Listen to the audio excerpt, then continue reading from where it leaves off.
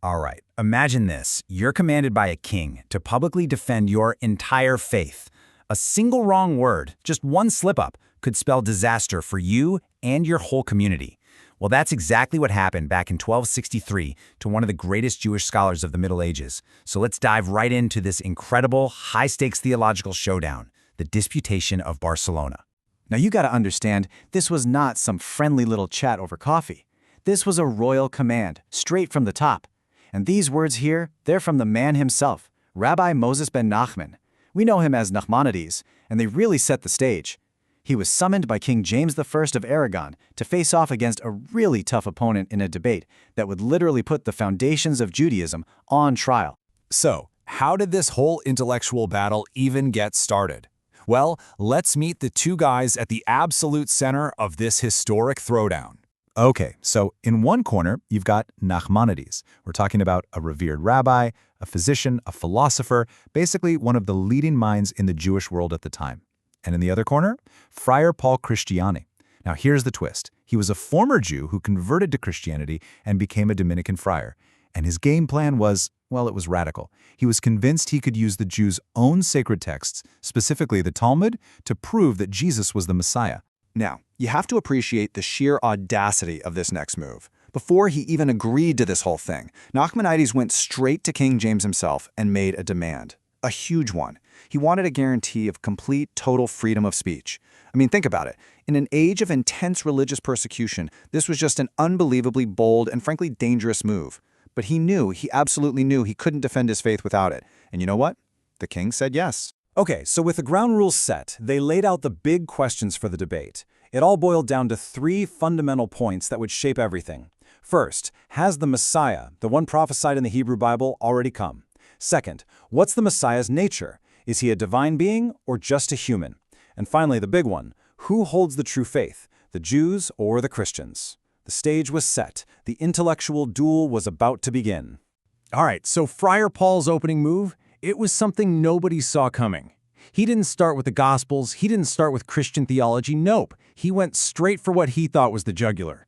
The very heart of rabbinic Judaism, the Talmud. And this was his opening shot, a claim that was absolutely designed to shock and disarm everyone, especially the Jewish community. Think about it. He wasn't just saying, hey, your religion is wrong. He was saying, your own sacred texts, the ones you study day and night, secretly prove that we're right. It was a brilliant, totally unprecedented strategy. But Nachmanides, his comeback was incredible. He didn't fire back with another quote. He hit him with a devastatingly simple question. He pointed out this giant, glaring, logical hole in the argument. He said, look, the sages who wrote the Talmud, they lived after Jesus. So if they really believed he was the Messiah, if they wrote all this stuff proving it, why didn't they convert? Why did they, their students, and their whole communities keep living and dying as Jews? I mean, what a question. It just cuts right to the heart of Friar Paul's whole argument. So to really drive the point home, Nachmanides basically had to give the king and his court a crash course in Jewish literature. He broke it down like this. You have the Bible, that's the absolute word of God, the ultimate authority. Then you have the Talmud, which is the binding, official interpretation of biblical law. But then, he said, there's this third category called Midrash, or Agadah, and that's full of sermons, legends, allegorical stories. These, he explained, are not legally binding. You're totally free to believe them or not. And here's the kicker. Friar Paul was taking these optional stories and presenting them as if they were cold, hard legal proof. And here's a perfect example of how this played out. So Friar Paul brings up this story, an Agadah, that says the Messiah was born on the exact day the temple was destroyed, back in 70 CE. But Nachmanides does this brilliant intellectual judo move. He says, okay, I don't even have to believe that story, but let's just say, for the sake of argument, that it's true. And then he turns it right back on him. He points out that by everyone's calendar, Jesus was born decades before the temple was destroyed. So if that story is true, it's actually proof that Jesus cannot be the Messiah, a totally stunning reversal. So, after defending against that first wave of attacks, Nachmanides decided it was time to go on the offensive. He completely shifted the focus of the debate. He moved away from these complicated rabbinic texts and said, let's look at the clear, straightforward prophecies in the Bible about what the world is supposed to look like when the Messiah comes. And his argument was basically a massive reality check. He laid it out plain and simple. The prophet Isaiah says that when the Messiah comes, there'll be universal peace. But Nachmanides says, look around. The world since Jesus has been full of war, and Christians are some of the biggest warriors out there. The prophets say the whole world will be filled with the knowledge of God. But most of the world doesn't know God. And they say the Messiah will have dominion, power over the whole earth. But Jesus, he had no earthly power. He was chased, persecuted, and couldn't even save himself. The point was simple. The world of 1263 just did not look like the world the prophets described. And then, in this moment of just brilliant sharp wit, Nachmanides turns and speaks directly to the king. He brings up that prophecy about nations beating their swords into plowshares, and then he says something like, that would be pretty tough for you, my lord king, and for all your knights if you had to stop learning how to make war. I mean, what a clever way to make this deep theological point feel very, very real to the most powerful guy in the room. Okay, so this brings us to the final, and maybe the most fundamental point of the whole debate, the very nature of the Messiah. Was he a god or was he a man? Nachmanides laid out the traditional Jewish position crystal clear. The Messiah isn't a divine being. He's going to be a human, a mortal man, born to a mother and a father, who will be this incredible political and spiritual leader from the line of King David. His job? To redeem Israel and finally bring about that promised messianic age right here on earth. But Friar Paul and even the king got in on this one. They came back with a classic Christian proof text from the Psalms.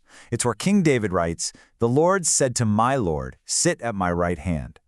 So the question they posed was simple. David is the king. Who could he possibly call my Lord, except for someone divine, like the Messiah? And that was a really powerful point. It was a tough one to answer. But Nachmanides came back with this masterful literary explanation. It was genius. He reminded everyone in the court that David wrote the Psalms not for himself to read, but for the choir, the Levites, to sing in the temple. So the person speaking in the psalm isn't David. It's the Levite who's singing. And what's he singing? He's singing, "The Lord said to my Lord David." All of a sudden, the whole verse changes. It's not about a divine being at all. It's a song praising the king. And "sit at my right hand"? He explained that's just a classic biblical metaphor for being under God's special protection. So as the debate started to wind down, they got into the core Christian doctrine of the Trinity. And Nachmanides' argument here was an appeal to both logic and the Bible. He basically said that the idea of God being both three and one is a paradox that the mind cannot accept. But even more importantly, he argued, it's an idea that you just can't find anywhere in the writings of the Hebrew prophets. It was never uttered. So after 4 days of this intense back and forth, with tensions really starting to build up in the city, the king finally decided to step in. And the way this all ended, well, it was just as surprising as the debate itself. Yep, on the 4th day, King James I just stopped it. He halted the whole disputation. Why? Well, the pressure from the local clergy was probably getting insane. They were getting more and more alarmed that Nachmanides was making such bold and, frankly, effective arguments in such a public place. And then the king delivered his famous verdict. And honestly, it's a masterpiece of political maneuvering. He tells Nachmanides, "I have never seen a man who was in the wrong argue so well as you have." Think about that. He's praising his incredible skill, his eloquence, while at the same time officially saying he's wrong.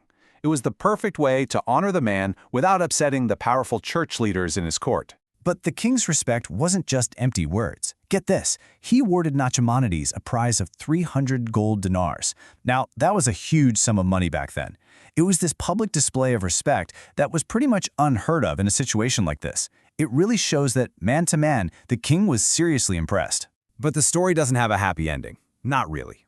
In spite of the king's favor, the backlash from the Dominican order was huge. They were absolutely furious that Nachmanides went and published his own account of the debate.